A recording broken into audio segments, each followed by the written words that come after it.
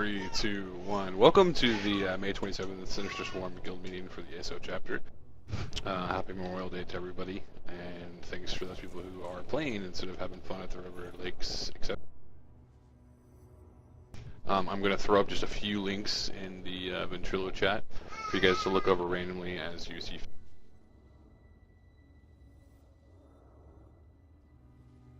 If you are not in Ventrilo chat, please.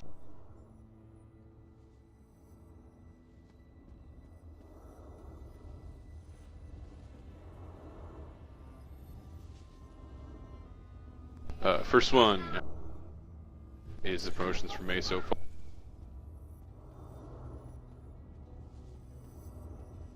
Second, of course, is our calendar. And the third and final link that I'm posting is going to be for the Forge Masters section, which is our crafting area. And you'll hear more about that in the guild meeting. So I'd like to now pass to Splint to talk about promotions and PvE content to come. Alright. First of all, I'd say thanks, Dracon, for passing it over. As you all know, and I make points to mention every meeting, that this is my favorite portion of the week. Of the guild meeting, rather, and that's for promotions. It's our chance to reward you guys for being active members of the community, which in itself is actually its own reward. But anyway, we're gonna do it the same way we normally do. All the worker bees, we'll get them all nailed out all at once. Save your applause and cheers towards the end, and then for soldier bees, I'll give you a brief pause for them to say present or whatever, and then we will hit them up with the obligatory soldier bee test of knowledge. So, let's get going. Making the promotion from newbie to worker bee, we have Axel W. Rose behind Ekin Rose. Gimadara. Hammer. Kaylee. Opith. Paxis Draconis. Tommy Zab. And Ritzar Zolvkan. Who thinks of these names? You guys purposely make them hard for me, don't you? Congratulations to our newest batch of worker bees. Hellswarm.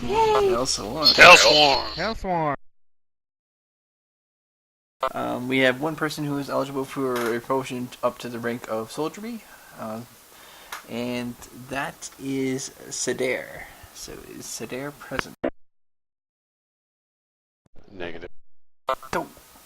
And we don't get to pick on Sadair. So, darn.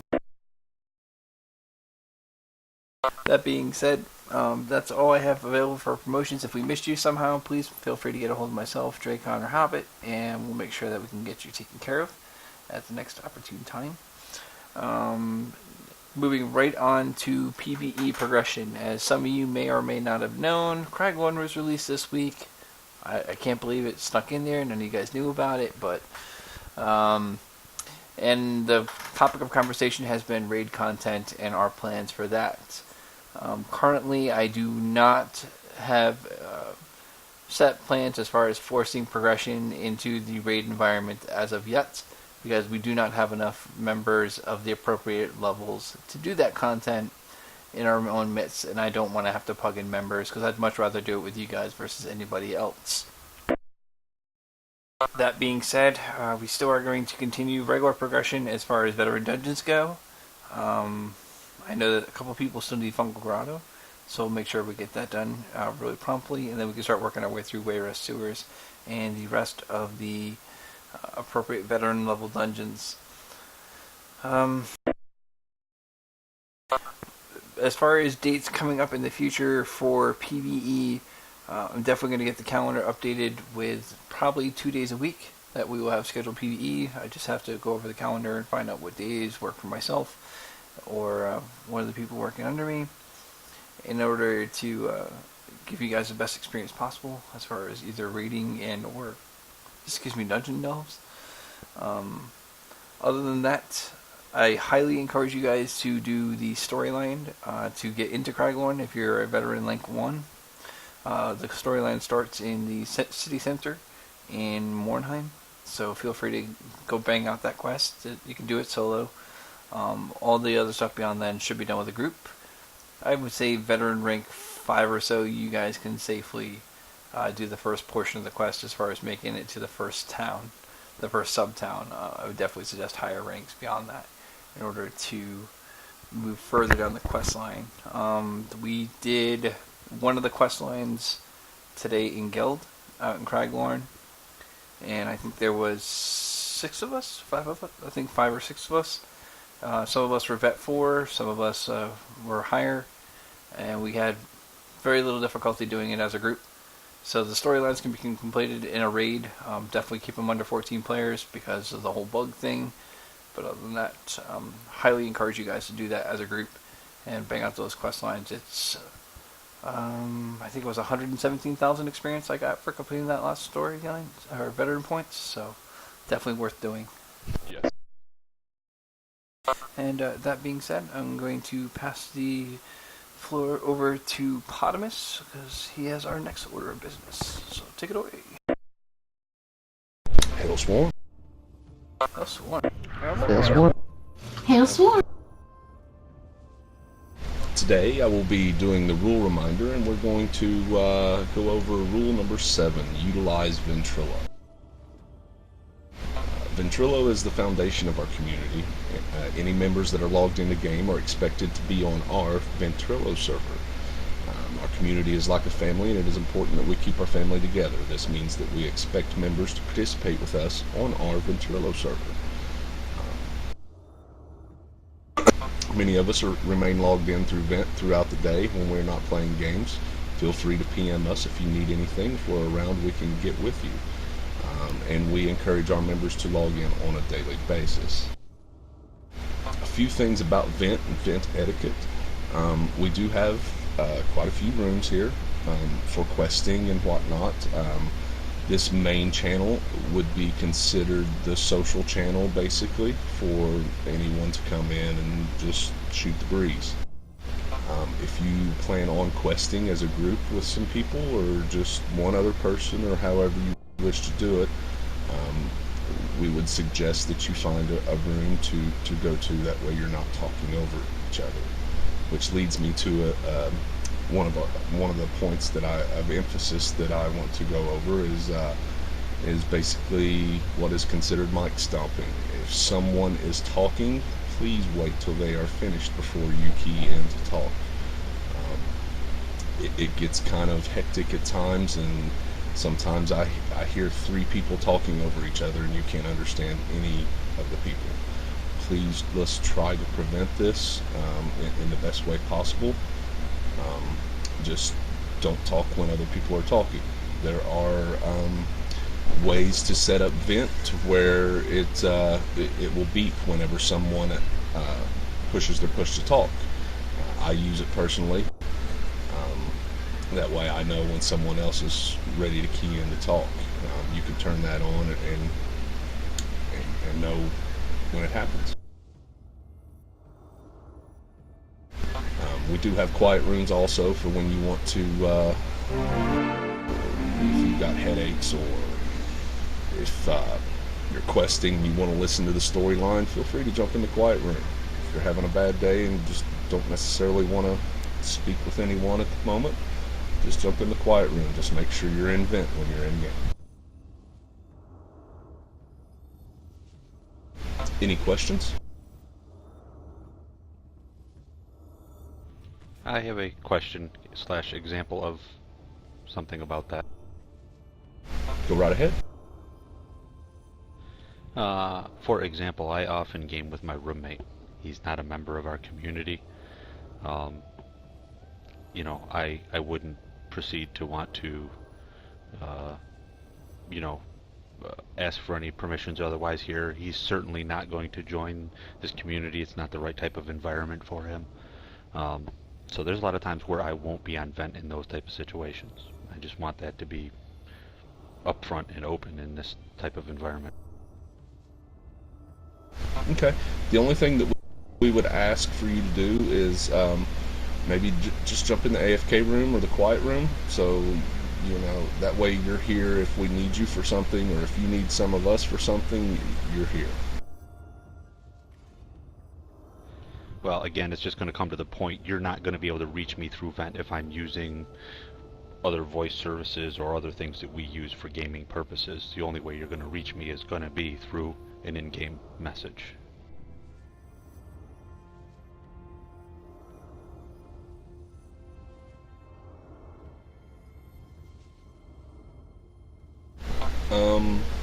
Dracon, do you want to comment on that a bit?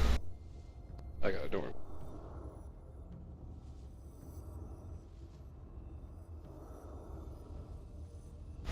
Alright, any other questions?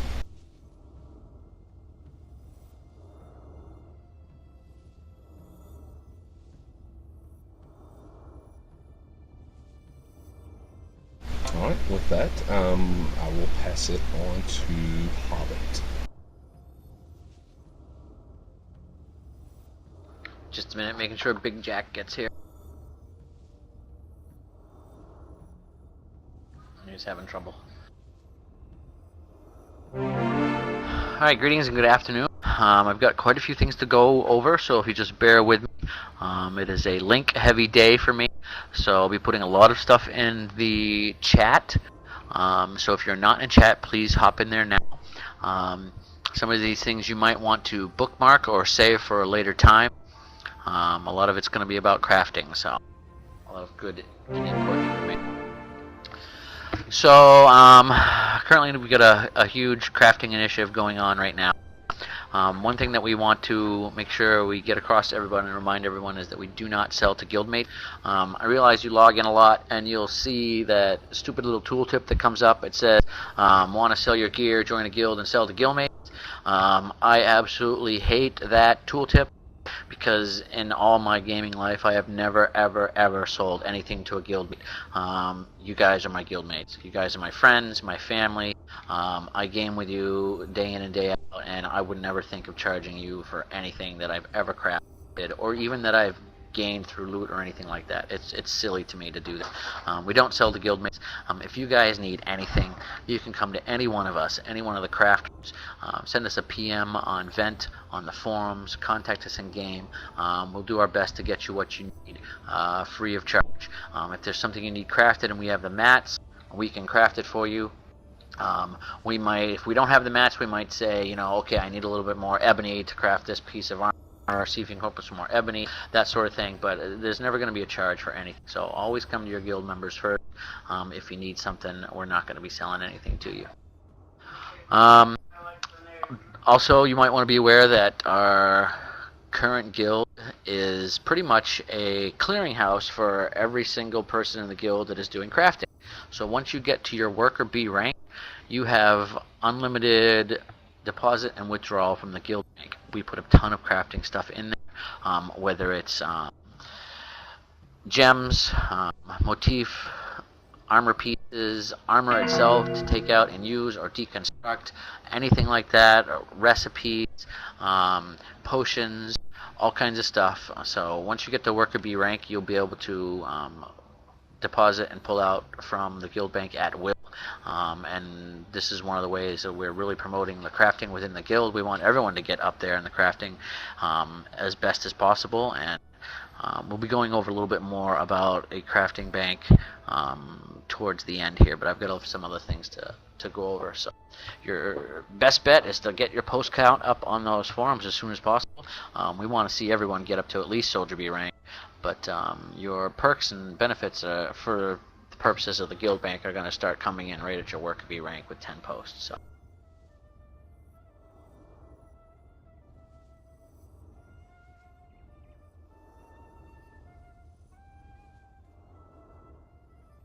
Okay, our first link in chat is the chapter hoarding project.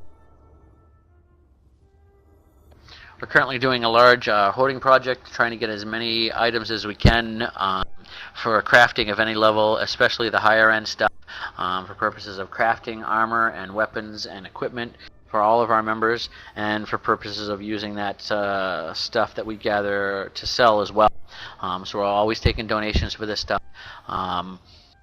This way, anything that comes along for what you need for equipment, we can craft, and anything that comes along for possible upgrades later on down the line for guild and such, we're going to have the cash to be able to handle that.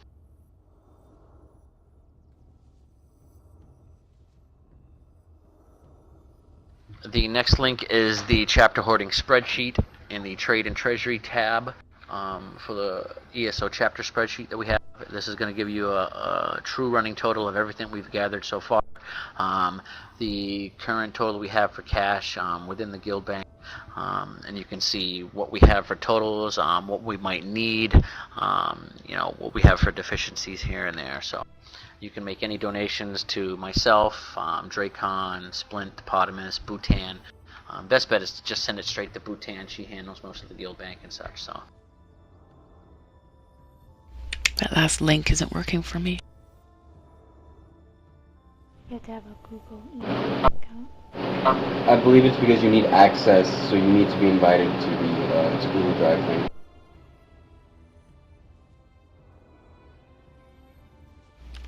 Okay. the next link is to the main crafting forums. We recently added this because there's been a huge influx of crafters and a lot of things that people are talking about for crafting and such. So we added a crafting section. You got all kinds of sections there, from your blacksmithing to clothing to enchanting, requests, all kinds of stuff that's on there.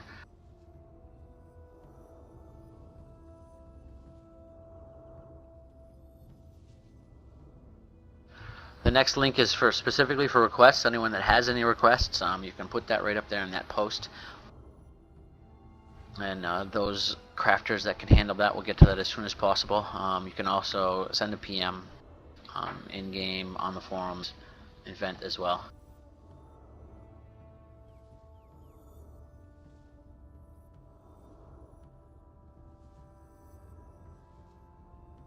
Next link is to the crafter spreadsheet. You might have to request permission to see this as well. It is another Google Doc.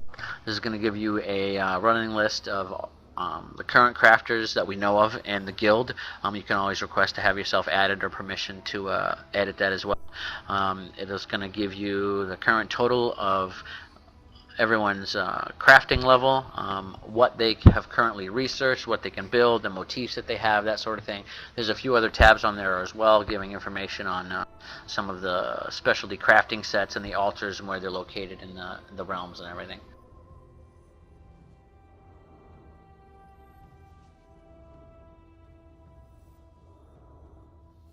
The next list is a post about looking for crafting partners within the community here.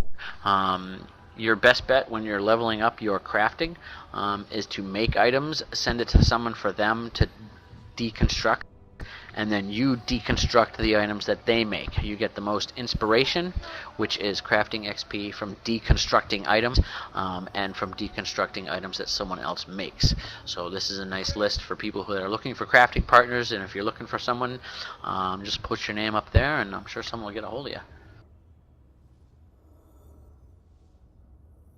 And a lot of us are doing that anyway. So if you post up that you need, like for blacksmith and you're looking to deconstruct items, a lot of us have enough material on you that we can send you 15 to 20 emails in game with daggers to break down, and that'll give you a lot of inspiration right there. That's how Splint and I worked up our blacksmithing, is we were just crafting daggers over and over and over and again, send it to each other, deconstruct, create more, send it back, that sort of thing. So.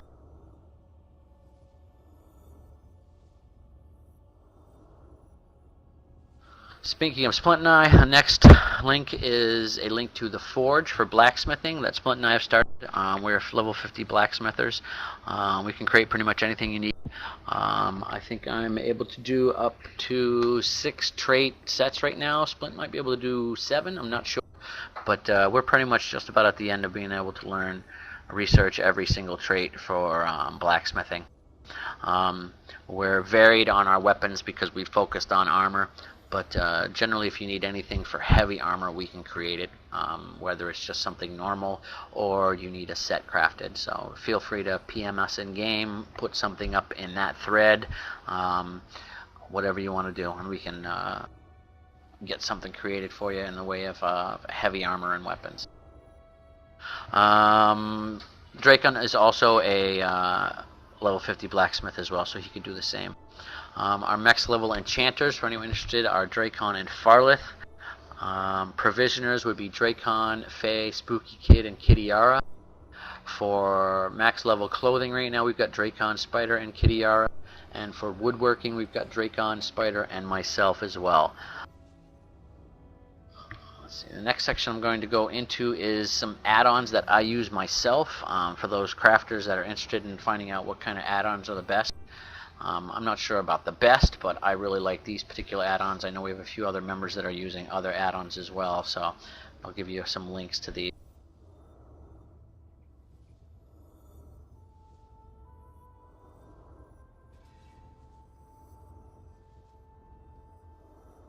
The first one is to Advanced Filter. It's not necessarily a crafting add-on, but it certainly helps to manage a little bit more in your own inventory. It gives you sub-filters for each of the icons that you have in your bank.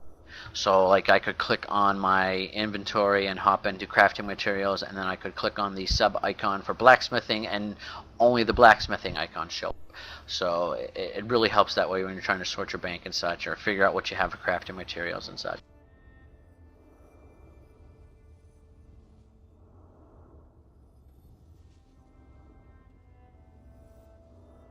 The next one is AI Research Grid. Yes, this one allows you to create a hotkey to pop up this grid in game. It's a basic grid that tells you offhand what you have researched for the particular items in those crafts. That way you don't have to travel. If someone asks you what you can create, you don't have to travel all the way back to a crafting station. You can just hit the hotkey, pop up the grid, and you can say, yes, I can craft that, or no, but I can craft this, that sort of thing, for purposes of traits.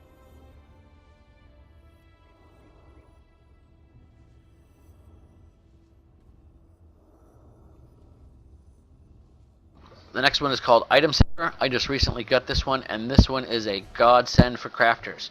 You're ever wandering around and you get to the point where your inventory is full and you've got to go back and you've got to break down items, or you've got to sell stuff, repair, that sort of thing, but you have items in your inventory or your bank that you want to research and that you don't want to get rid of, you don't want to sell, you don't want to break down.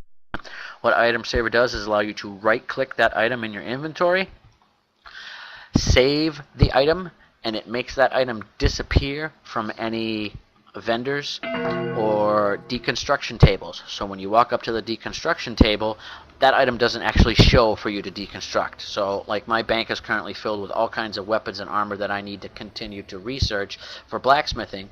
When I walk up to the deconstruction table, those items don't show up from my bank whatsoever, so I don't accidentally deconstruct them and then, kicking myself later on because I needed to research that item and I accidentally deconstructed it. So very, very good add-on. Must have for crafters, I think.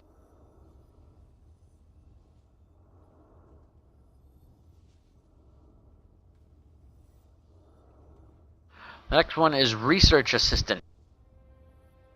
What this one does is adds a little icon to your inventory next to your particular items that you might have that tells you whether or not you've researched that or not. Whether or not it's a duplicate item, if you can get rid of it, that sort of thing. So you can set the particular colors if you want. Like currently, if I look in my inventory, I can see that I have 2 items with a green little square next to it that I don't have researched, so I should save those items if I want to research them for later on time. Green means you can get rid of. Red means keep. Gold is duplicate. You had it backwards. Yeah, and you can change the colors with the add-on too. The next one is called Show Motifs. This one's pretty simple and it's kind of self-explanatory. It shows the motifs of every particular item that is in your inventory, whether it's a Daedric motif, a Breton motif, Ancient Elf, that sort of thing. So you can quickly look and see what you've got and what type of motif it is. It's not necessarily for crafting per se. It's definitely worth it.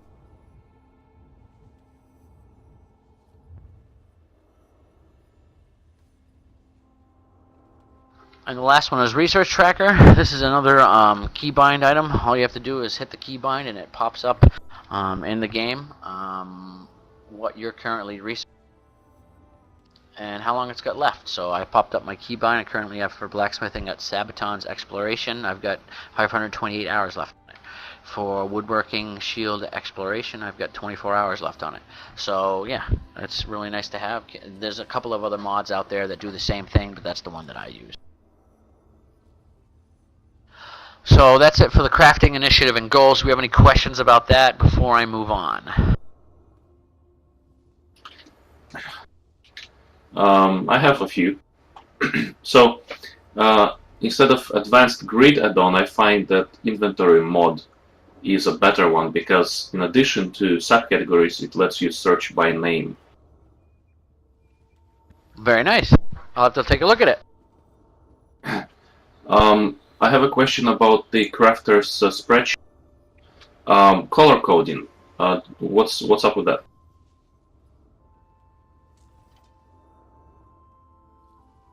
Which section are you looking at?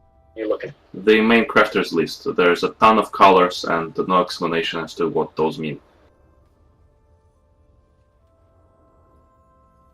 That's a question we actually honestly can't answer because of stuff. Yeah, on the main crafters list, I don't think the colors mean anything. If you look under blacksmith tab, you'll see along the top, obviously, there were particular colors chosen for the sturdy, impenetrable, reinforced, well-fitted training. I've gone and colored my particular ones that I have under there for that, but I don't believe there was any reasoning for the particular colors under the main list. So initially, I was imagining if you have primary crafting skills and then secondary, and then primary you would color something. But should we remove all coloring then? Yeah, I do think I it don't see- confuses the issues a little bit Yeah, as far as we could do people that. are asking questions. Next question is there any way to farm legendary materials? Yeah. Hirelings, hirelings. If there is a way, I'd like to know. It's just Yeah, in this I case- believe, and breaking legendary gear, which I've only seen 2 pieces of legendary gear throughout the entire game so far. Yeah, so then looks like hirelings is the best option. Yep. Next question. Let's say I'm level 30 with level 40 crafting on maximum skill points, and I'm receiving veteran items for deconstruction from my buddy. Most of them don't give me the primary material when I deconstruct it. Is that normal or is that due to my level? That is due to your level. The higher level you're going to be, if you're able to craft things of that level and use it of that particular level, you're going to get more items back from that. Your inspiration the XP that you gain from deconstruction is not going to change. That's always going to be a bunch from deconstructing it from other characters, but the actual amount of items that you get back from deconstructing that is not going to be as much as if you are of the appropriate level to use that item. To use, not to craft, because I can craft everything. Right. If you're not able to use it, depending on what level your particular craft is at, you're not going to get as much stuff back from it. I mean, as I was going on, as I was going back and forth trading with Splint and I, we were getting up to the point where we were trading all this veteran stuff, and I wasn't getting squat from it because I couldn't use any of it. And it's based on your particular level. Okay, I'm done. Thanks. All right.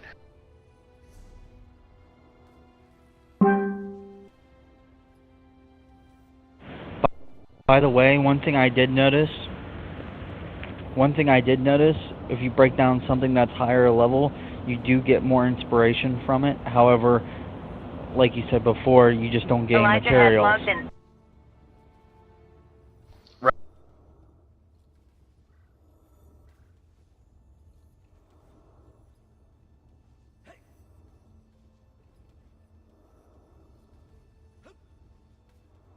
Alright, the next link you might have seen already. This is to the chapter event calendar. It currently covers from last Saturday or Sunday up until the end of the month, just into the beginning of June here. I'll update in June once it swings around. If you guys have any sort of events that you want to add to this calendar, post in that thread. Send me a forum PM. Send me a PM on. Talk to me in game. Get a hold of me anyway whatsoever, and I will update that event calendar as soon as possible so everyone will know about it. So there's plenty of room for other stuff to go on, and don't assume that just because there's one particular item on a day, that's the only thing that's going on that day. If you want to add something else to that day, go right ahead. Whether it's before that particular event, after that particular event, just get a hold of me and I can put something on the calendar as soon as possible. Did you guys hear what I said about inspiration, or did I fat finger that and say it only to Dragon? Yeah, I heard.